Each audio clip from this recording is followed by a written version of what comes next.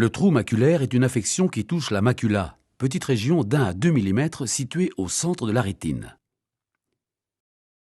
C'est là qu'il y a la plus grande concentration en cellules visuelles, c'est pourquoi c'est la macula qui permet la vision fine pour lire, écrire ou conduire, le reste de la rétine assurant la vision beaucoup plus floue du champ visuel environnant.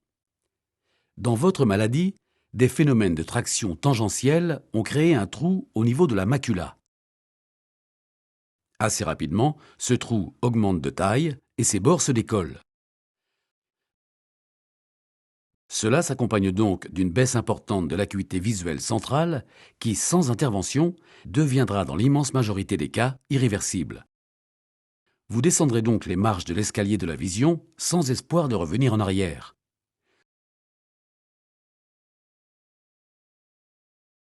L'opération vise à reboucher le trou, ce qui permettra d'arrêter la dégringolade visuelle, voire même d'obtenir une petite amélioration. Dans la majorité des cas, votre chirurgien procédera de la façon suivante.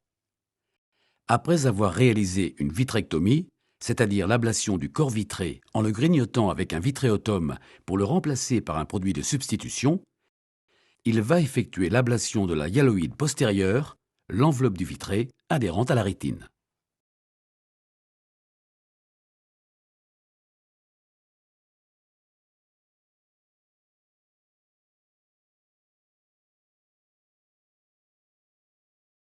Pour aider à la cicatrisation du trou, il va ensuite enlever la limitante interne de la rétine sur toute la région postérieure.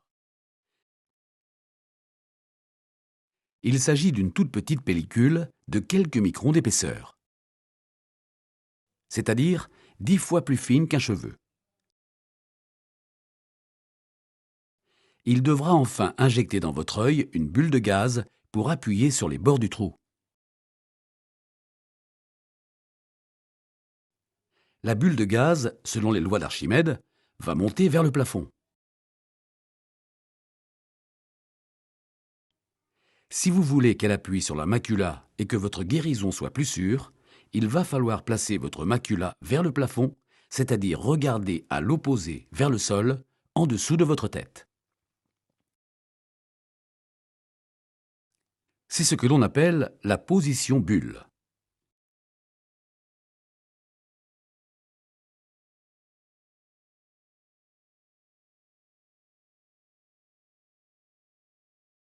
À la sortie de la clinique, vous pourrez rentrer chez vous en voiture ou en train. Vous voyagerez assis en regardant vos talons. Vous mettrez ou ferez mettre des gouttes de collyre dans votre œil. Le nom du collyre, la fréquence d'instillation et la durée du traitement seront stipulés sur votre ordonnance de départ. Vous pourrez enlever le pansement dans la journée dès le lendemain. Mais votre œil ne verra pas à cause de la bulle de gaz. Vous aurez l'obligation de tenir la position bulle pendant quelques jours. Cette position est pénible, vous aurez mal au cou et aux épaules. Dans la journée, la position choisie par les malades comme étant la moins pénible est une position assise devant une table, la tête reposant sur les bras ou sur un traversin. Vous avez le droit de lire si votre livre est placé sous votre tête. Vous pouvez marcher si vous le faites en regardant vos pieds. La nuit sera plus difficile. Certains malades s'endorment la tête tournée vers le matelas, d'autres choisissent de dormir assis. La bulle de gaz va disparaître spontanément, généralement en 15 à 20 jours, parfois plus, parfois moins, selon le gaz employé. Lors de sa résorption, vous verrez une grosse boule noire dans le champ visuel inférieur, comme si vous étiez dans un aquarium. Pendant toute la durée où la bulle sera présente dans votre œil, tout voyage en avion sera interdit. Lorsque la cicatrisation sera faite, vous pouvez reprendre une vie normale et oublier la position bulle, mais vous devrez respecter quelques précautions pendant une quinzaine de jours. N'irritez pas votre œil, faites attention au shampoing et au savon et n'allez pas à la piscine. Évitez toute source d'infection, évitez de prendre froid et de côtoyer des personnes infectées. Une infection oculaire est quelque chose de grave qui nécessite un traitement d'extrême urgence. Si votre œil devient subitement rouge ou douloureux, téléphonez en urgence à votre chirurgien. Après disparition de la bulle, votre vision va s'améliorer progressivement pendant les 6 mois qui suivent.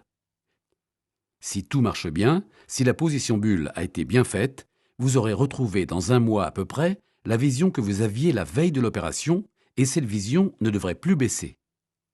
L'amélioration visuelle, si elle a lieu, se fera au cours des 6 mois suivants. N'envisagez donc pas de changer vos lunettes pendant les 6 premiers mois.